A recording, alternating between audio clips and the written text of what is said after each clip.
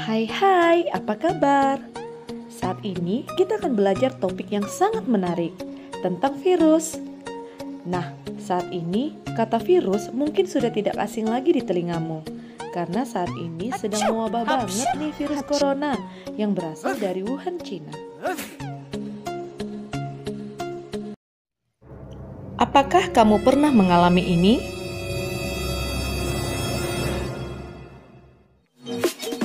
Pernahkah melihat tumbuhan dan hewan seperti ini?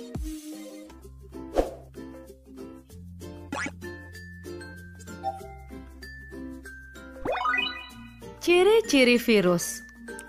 Virus disebut dengan aseluler atau tidak memiliki sel. Virus berukuran kecil, lebih kecil dari bakteri 20-300 mm. Asam nukleat diselubungi oleh selubung protein yaitu kapsid. Tubuhnya dapat dikristalkan. Bentuk tubuh virus bermacam-macam.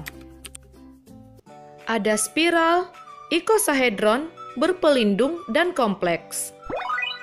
Struktur tubuh virus. Virus adalah mikroorganisme yang menginfeksi sel makhluk hidup. Tubuh virus terdiri dari kepala, yaitu kapsid, dan asam nukleat. Leher terdiri atas kerah atau kolar dan leher. Ekor terdiri atas selubung ekor, serabut ekor, lempeng dasar, dan jarum penusuk. Virus mampu memperbanyak diri dengan dua cara, yaitu daur litik dan daur lisogenik. Siklus litik. Siklus litik adalah siklus reproduksi atau replikasi genom virus yang pada akhirnya akan menyebabkan kematian bagi sel inang tempat virus hidup. Adsorpsi. Bagian ujung ekor virus atau reseptor menempel pada dinding sel bakteri. Proses penempelan ini hanya terjadi pada virus tertentu. Penggabungan. Pada tahap ini, DNA atau RNA virus masuk ke dalam sel inang melalui penambatan lempeng ujung, kontraksi, dan penusukan pasak. Bagian tubuh virus yang masuk ke dalam sel inang hanyalah asam nukleat, sedangkan bagian kapsid tetap berada di luar dinding sel dan akan terlepas dengan sendirinya setelah tidak berguna lagi. Sintesis. Proses yang terjadi pada tahap ini adalah penghancuran DNA sel inang, sehingga membuat sintesis DNA bakteri berhenti bekerja. Replikasi.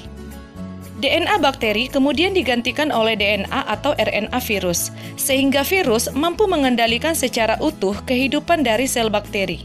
Perakitan.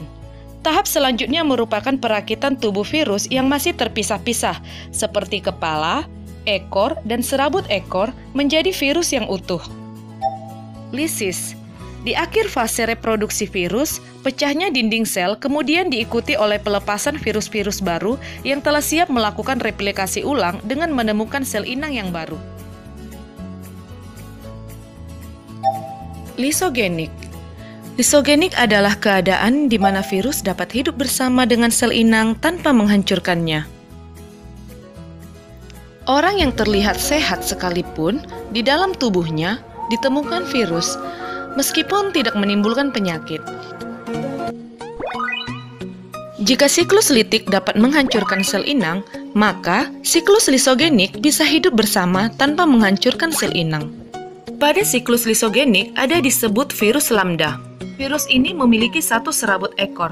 Tahapannya hampir sama dengan siklus litik, dimulai dari adsorpsi atau penempelan sel inang yaitu bakteri. Penetrasi atau injeksi. Pada tahap ini, virus lambda akan memasukkan DNA-nya ke sel inang sehingga membentuk sirkular atau lingkaran. Ada faktor yang mempengaruhi siklus lisogenik. Salah satu faktornya adalah zat kimia berbahaya atau radiasi energi tinggi. Jika faktor-faktor itu muncul, akan berlanjut dari siklus litik ke siklus lisogenik.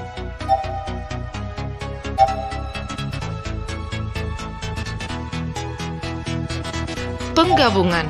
Yang bergabung adalah DNA virus dan DNA bakteri sehingga terbentuk ProVac. Tahap terakhir yaitu pembelahan sel. Profag yang ada di dalam sel juga akan mengalami pembelahan, sehingga sel yang baru akan mengalami profag.